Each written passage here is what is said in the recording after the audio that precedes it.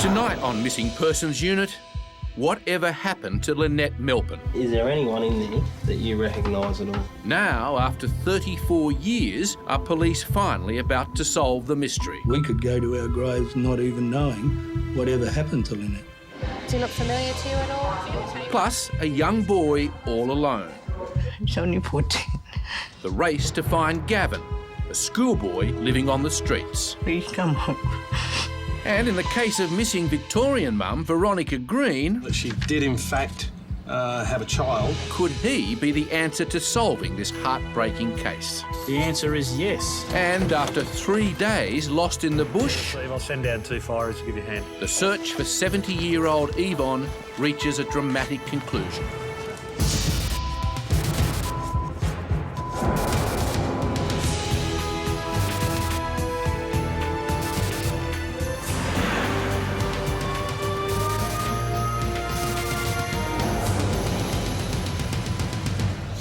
Morning, all.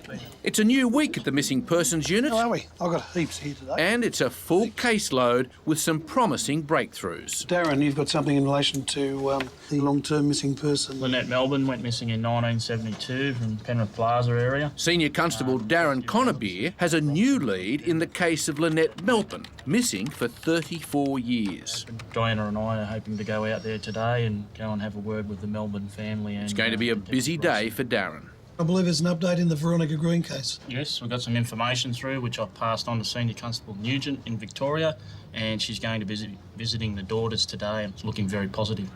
Mandy, 14-year-old Senior male, Constable Mandy Gale is handed the new case of Gavin, a 14-year-old schoolboy who's been missing for 3 days. You got anything such? Yeah, yesterday Pat and I went down to Northern Beaches, LAC. And Jane Sutcliffe is back on the trail of 70-year-old Yvonne Rubin, who's now been lost in bush for 60 hours. Have a good day. Last week, Nick Rubin reported his wife Yvonne missing. By the time I locked the dog up, I couldn't see which way she went, down here or up here. A grandmother suffering from dementia, Yvonne was thought to be lost in dense bush. Is it? Hi, Jane. And when family members failed to find her, Dementia, it's a bit of a worry. a massive police search was launched on the ground and in the air. We haven't had any positive sign of body or whether alive or dead. Yvonne's husband Nick was left pleading for his frail wife to return. Everybody in the neighbourhood is looking for you, so please come home. Now missing for 3 days, and with concern growing by the minute, police have today launched another intensive search in scrub near her home. I'll send down 2 firers to give you a hand. She may just still be wandering around and hasn't actually approached anyone as yet. So certainly there are some fears for her safety. Meanwhile, back at the Missing Persons Unit, Darren Connerbeer is hard at work on the case of long-term missing woman Lynette Melbin. Yeah, hi, Mrs. Melbin. This is Senior Constable Darren Connerbeer from the Missing Persons Unit. How are you? The big thing is obviously letting the family know about the information, which is always difficult because it stirs up a lot of emotion. We've got some fresh information in relation to her case, and we'd like to come out and see you if that's okay. It's a bolt out of the blue for them to be told all of a sudden that something that they thought may have been put to rest or gone quiet has now risen to the surface again. 34 years is a long time missing, but it doesn't get any easier for Lynette's parents, Pam and Terry, who still relive that heartbreaking day their daughter disappeared. Well, on the Sunday night, she went to babysit a friend's children, Mount Druitt. And I worked at Woolworths at the time, and she'd come in there and said, could she go to her boyfriend's place? And I said, yeah, and she said, pick me up when you finish work, which was 5:30. And when I went to pick her up, she wasn't there. And, you know, when I reported it to the police, they immediately, their first reaction was that she'd run away. And, you know, you couldn't sort of convince them that, no, she hadn't run away because, you know, she's very close to her twin sister and that wouldn't have been the case. But, I mean, she wouldn't even go out in the dark to put a bin out, let alone just disappear. It's been a harrowing time for Lynette's mum and dad. More than 3 decades of nothing but bad news. Then you go to the coroner's court and you hear them say that somewhere around about the June 5th, 1972, that our daughter met her death. And, you know, that's hard to take. That all those years.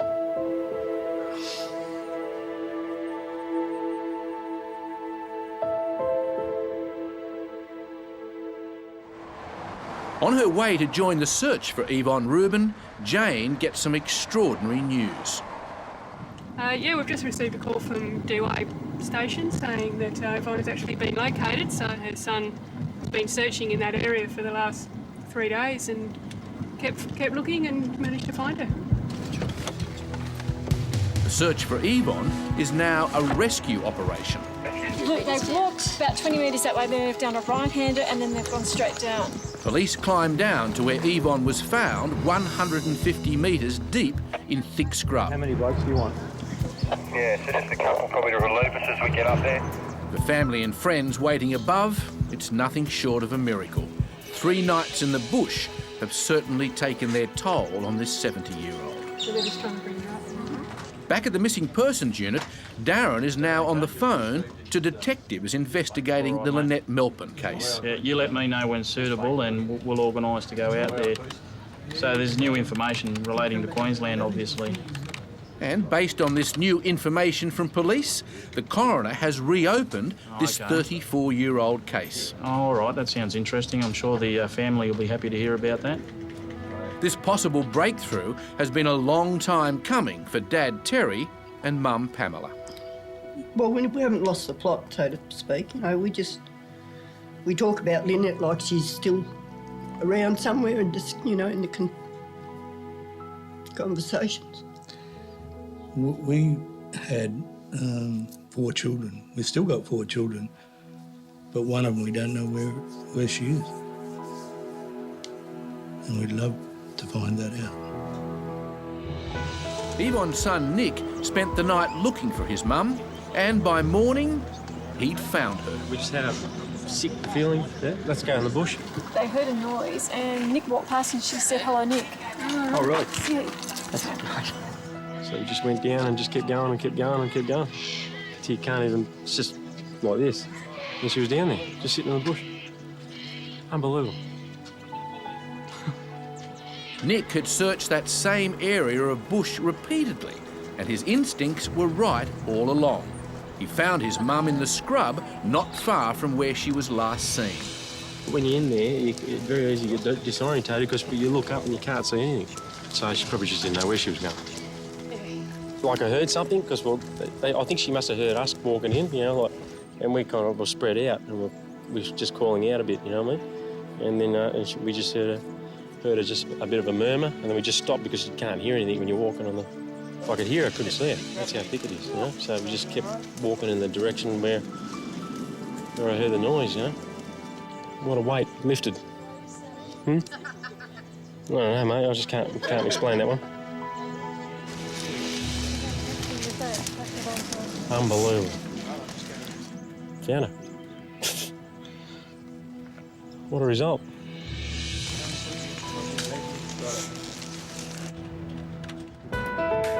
As the search for Gavin continues, there's still no sign of the 14-year-old. But he's always had a fascination with life on the streets. Mandy's worried he's landed himself in real trouble. And it says in his diary, well, I've always grown up with a rich family. I've always wanted to be a street kid. Yeah, possibly just wants a bit of time out and hang around with his friends, do his own thing. As far as we know, he doesn't go to school, so wait and see what his mum says. We might get some more information, get an idea why he may have left home. His mum, Matilda, fears if Gavin isn't found soon, he may never come home. Across town, Darren and Diana are at Penrith Police Station to investigate the new evidence in the 34-year-old case of Lynette Melbin. We're reopening it because we've received information from a former member of the Penrith community who has seen a person with Lynette in the weeks leading up to her disappearance. Yep. That person was a lot older than her. It was really out of character for Lynette to be with them, and really no one else has known about this until now. that it Any might reason shed why some they light. came forward now? Because she went missing back in 1972, so... The person was fairly young at the time and thought that the police basically had the investigation covered and that they definitely would have spoken to this person of interest. But it seems to be the case that the people who actually knew Lynette didn't know that she had any association with this fellow at all, so... This latest lead is Pamela and Terry's last hope of finding out what happened to their daughter, Lynette. I encouraged our family to believe that we would find Lynette. But as the years go on, I mean, it becomes harder and harder to not have the feeling that, you know, she's never going to come back. You have this horrible feeling that we could go to our graves not even knowing whatever happened to Lynette. Teenager Gavin has now been missing for over 72 hours. The first time he went missing is on Tuesday, the same week, and 3 days later I went looking for him and I found him in Summerhill Park, hanging out at the skate. Yeah, and I brought him home. He said, "Mum, I'm sorry I went overboard, I had so much fun." And I said, "Oh, what sort of fun do you have in the street?" They walked me to the station on Saturday night, that's the last time I saw him. Has he taken any belongings, like a bag, no clothes, no nothing? No. Yeah, does he have a bag? As sad as it is, Matilda's story is not uncommon for the officers of the Missing Persons Unit, because around Australia, over 100 teenagers are reported missing every week. Just that he said he had always grown up in a sort of rich family, but he always wanted to be a street kid. Mandy is only too aware that time is running out for Gavin.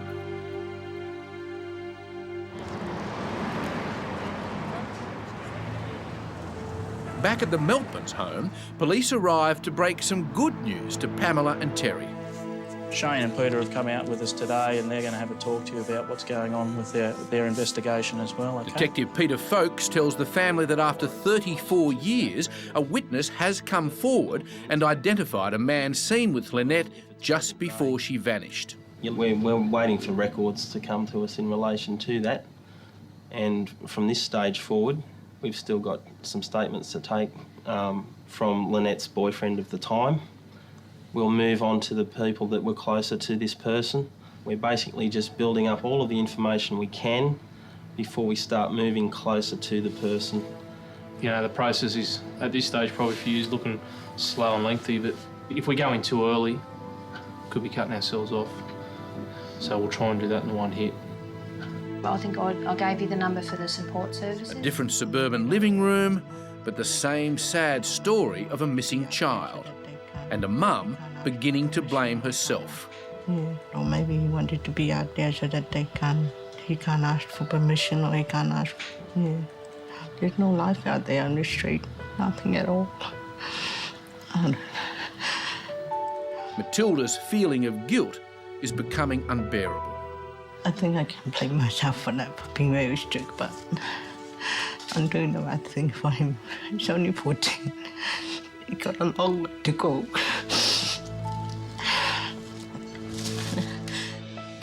Oh, look, Now back on the streets, Mandy has begun her search for 14-year-old runaway Gavin. You know, Mum's going to feel guilty to a point, you know, feel like she could have done, you know, something to stop him from going. But yeah, I think he may have just hooked up maybe with some mates and likes to be, you know, without responsibility. At home, Gavin's mum is still asking herself why it happened. Maybe he's getting to the point that he doesn't want to listen anymore, and he doesn't want to live under the rule of the mother. Yeah, I don't know what the gangs and that are like around here. So Mandy decides to visit the park where Gavin hangs out. There's no one there. But there's still no sign of him. A really good boy. Yeah, he can be up to mischief, but there's nothing more than running away like this. Cleaning Gavin's empty room helps Matilda keep busy while she waits for news.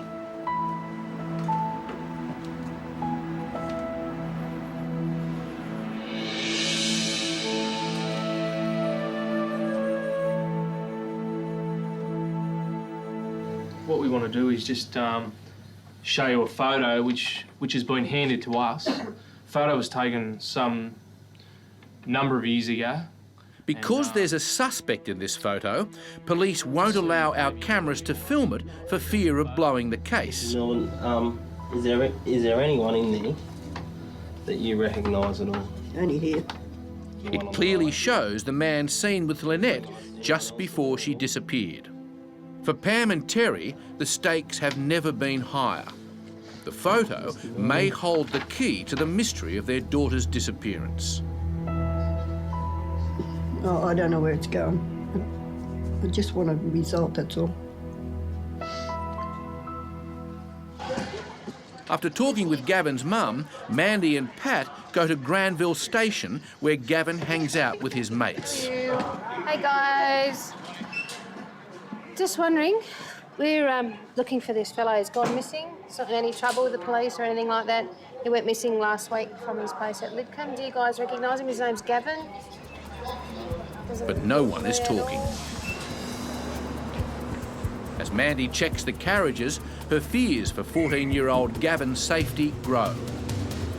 It's now dusk, and he may spend another night on the streets.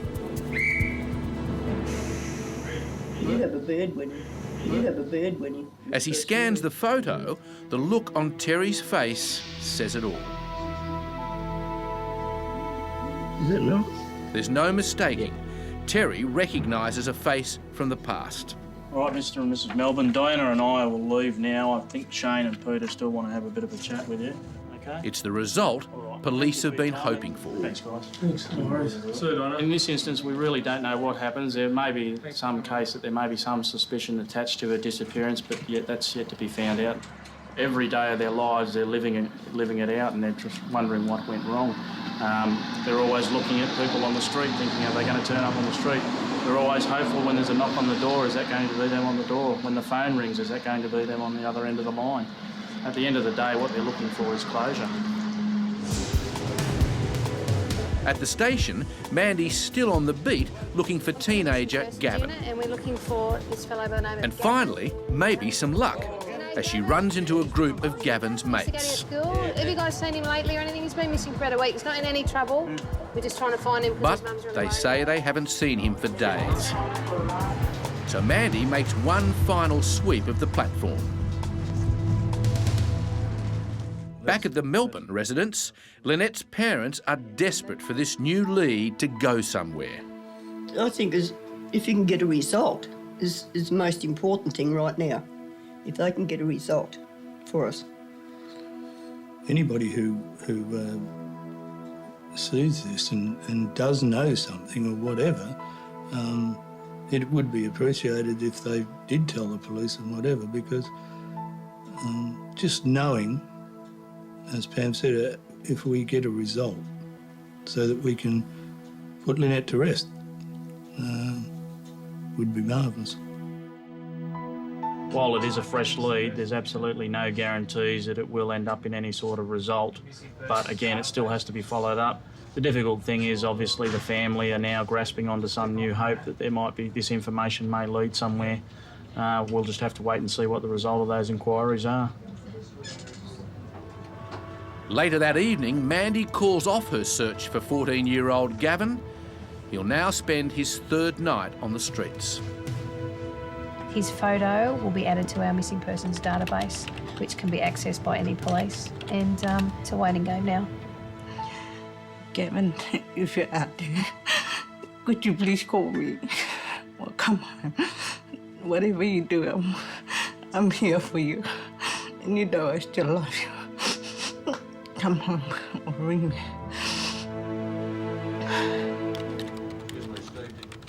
Back at the missing persons unit, Good work. Very nice. Darren has had a win in the Victorian case of Veronica Green.